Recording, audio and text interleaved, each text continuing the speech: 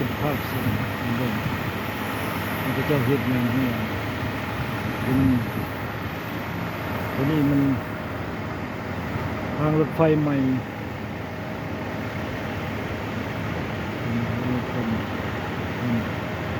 ทางรถไฟตะกี้มันเป็นราง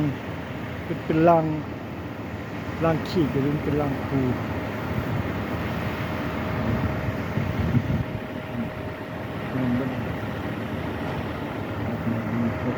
เขาคลีนเขาได้มาเก็บทั้งหลังนี้ก็มีเก็บต้นไม้ที่พระเจ้าตัดและถิ่มแล้วมารักษาก็จากขี้ทอนไม้ขึ้นรถเนี่ยที่ข้างหลัง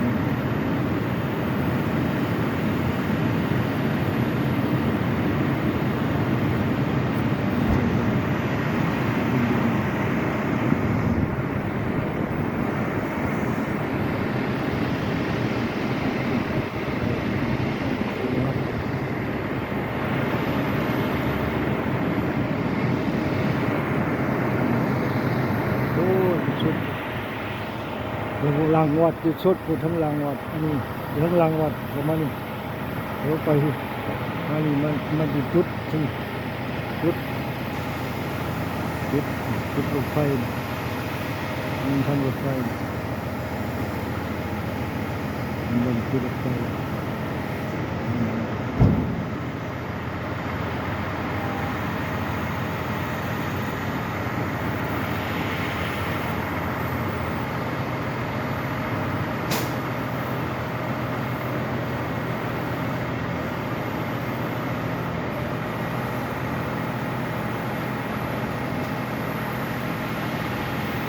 แดดมันจะเหลื่อมหน่อยนึง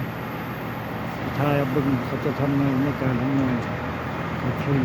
นิดนึง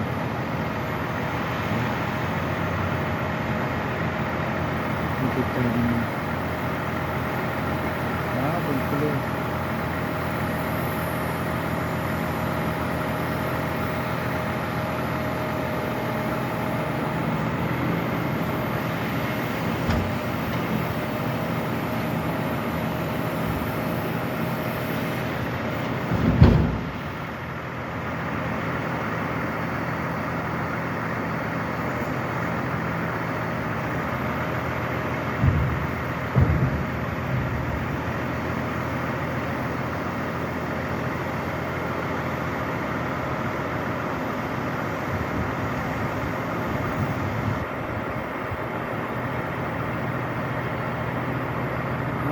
ขอบใจที่มาชม